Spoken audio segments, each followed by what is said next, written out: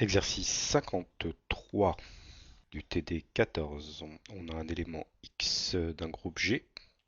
X est d'ordre N. C'est pas G qui est d'ordre N, c'est X, d'après ce que j'ai compris. Montrer que pour tout entier A, l'ordre de X puissance A est N sur PGCD de AN. Alors pour faire cet exercice, j'ai besoin d'un théorème classique d'arithmétique que vous connaissez peut-être. C'est que le PGCD de A et de N multiplié par le PPCM de A et de N est égal au produit A fois N. Je démontrerai plus tard ce théorème, on va d'abord l'utiliser, c'est un grand classique. Ce que nous venons de rappeler a donc une conséquence immédiate, c'est que N sur PGCD de A et de N est égal à PPCM de A et de N divisé par A. Cet entier, dans le reste de l'exercice, nous l'appellerons L. Mettons donc maintenant x puissance A à la puissance L. En choisissant l'expression de L de la forme PPCM de A et de N sur A, on obtient x à la puissance A fois PPCM de A et de N sur A. On simplifie par A, on obtient x à la puissance PPCM de A et de N.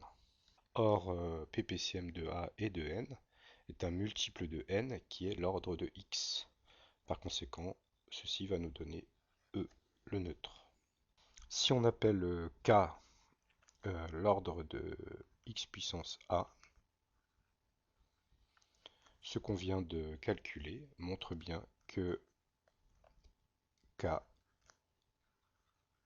divise L, puisqu'on a notre nombre X puissance A à la puissance L qui donne E, l'ordre de X puissance A divise ce nombre L.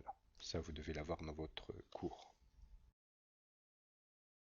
Il faut donc maintenant montrer la divisibilité dans l'autre sens, donc montrer que L divise K. Alors nous pourrons conclure que les deux sont égaux. Mettons x à la puissance AK, ce qui est la même chose que x puissance A à la puissance K. Ça donne donc E par définition de K qui est l'ordre de x puissance A.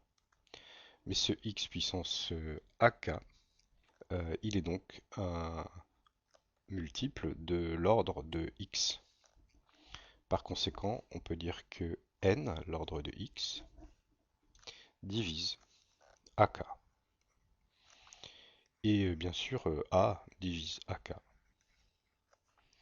Par conséquent, AK est divisible par le PPCM. Le PPCM de n et de A divise donc AK. On peut maintenant écrire que A multiplié par PPCM de n et de A sur A divise AK. Et on sait que ce nombre, c'est notre fameux nombre L. On en déduit donc en divisant par A que L divise K. Ce qu'il fallait démontrer. Finalement, K égale L égale le PPCM de N et de A divisé par A égale N sur le PGCD de A et de N. C'est ce qu'il fallait démontrer dans l'exercice, à savoir que l'ordre de x puissance A est N sur PGCD de A et de N. Je reviens maintenant sur le résultat classique que j'ai utilisé dans l'exercice, à savoir le PGCD de A et de N multiplié par le PPCM de A et de N est égal à A fois N. Pour démontrer ça, nous allons écrire N sous la forme N' fois le PGCD de A et de N. C'est-à-dire que nous mettons d'un côté N' et de l'autre tout ce que N a en commun avec A comme diviseur. Nous écrivons de la même manière A égale A' fois le même PGCD de A et de n. Comme on a mis tous les diviseurs communs de A et de n dans le PGCD, on peut dire que A' et n' ont pour PGCD 1. Ça c'est facile à démontrer, vous pouvez le vérifier facilement. En écrivant ce n' et ce A', on peut écrire le théorème précédent qu'on veut démontrer sous une forme plus explicite, à savoir j'écris A c'est A' fois le PGCD et n c'est n' fois le PGCD. Et ce que je veux montrer c'est que ça c'est égal au PGCD fois le PPCM. Vous voyez bien ici qu'on peut, si c'était vrai, je mets un point d'interrogation, on pourrait simplifier par le PGCD une fois. Montrons donc que PPCM de A et de n est égal à A' fois n' fois le PGCD de A et de n. Alors d'un côté, A', n' fois le PGCD de A et de n, bah, c'est vraiment A fois n', et c'est aussi A' fois n. Donc ce nombre est clairement un multiple commun de A et de n. Donc on peut dire que le PPCM de A et de n divise notre nombre A', n', PGCD de A et de n, et il faut maintenant montrer la divisibilité dans l'autre sens. Prenons K un multiple commun de A et de n.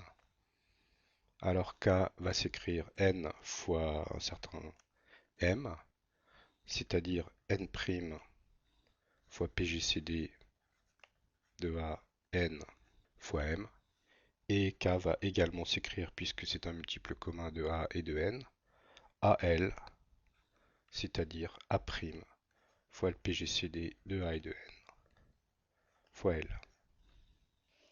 On peut donc écrire l'égalité n' PGCD de A n m égale A' PGCD de A et de n L. Et en simplifiant par le PGCD, on obtient n' m égale A' L. Mais A' et n' sont premiers entre eux. C'est comme ça qu'ils ont été construits. Donc on peut ici utiliser le lemme de Gauss pour dire qu'en fait n' divise L lui-même, puisqu'il est premier avec A'. Donc ça c'est le lemme de Gauss.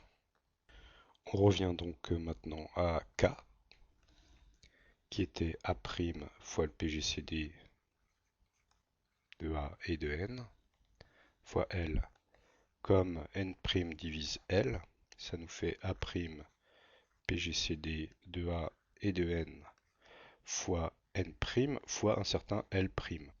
Ce qui nous montre que notre nombre A' PGCD de A et de n fois n' divise K.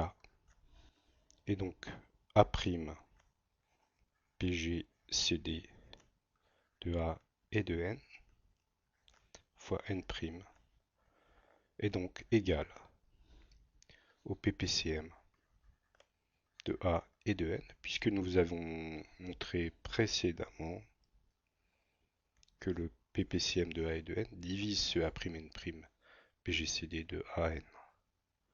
Donc ils sont égaux.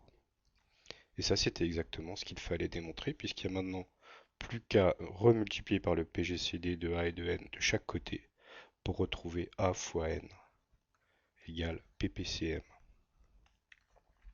de A et de n fois PGCD de A et de n, ce qui termine la démonstration du résultat classique.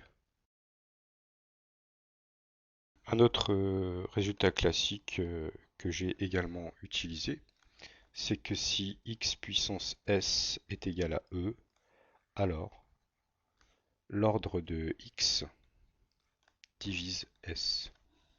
Il est évident que l'ordre de x est inférieur ou égal à s. Mais en plus, ordre x divise s. Pour le voir, on écrit la division euclidienne par ordre de S par ordre de X. Donc S est égal à un quotient fois ordre de X plus R avec R qui est strictement inférieur à ordre de X. On a alors X puissance S qui est égal à Q fois X puissance Q fois ordre de X plus R, c'est-à-dire X puissance ordre de X puissance Q fois X puissance R. Le premier facteur vaut 1 par définition d'ordre de X, on trouve donc X puissance R. Et ça doit faire E par hypothèse sur S. Ça veut dire que R égale 0 par minimalité de l'ordre de X. Puisque l'ordre de X, par définition, c'est le plus petit entier non nul qui donne le neutre quand on met X à cette puissance. Finalement, on peut dire que X puissance S, c'est X puissance Q fois ordre de X. Donc on peut dire que l'ordre de X divise S. Ça aussi c'est très classique, hein. En conclusion, l'ordre de x puissance a c'est n sur PGCD de A et de n, c'est-à-dire c'est exactement le n' qu'on avait défini en écrivant n égale n' fois le PGCD de A et de n. Alors pourquoi est-ce que c'est ce n', l'ordre de x puissance a? La question c'est qu'est-ce qu'on peut mettre, à quelle puissance peut-on mettre x puissance a? Et donc ça nous fait x puissance a fois quelque chose. Et on voit que le quelque chose qu'on peut mettre ici pour trouver un multiple de n, le plus petit quelque chose qu'on peut mettre, ben c'est ce fameux n', puisque le PGCD de a et de n fois n', ça redonnera n.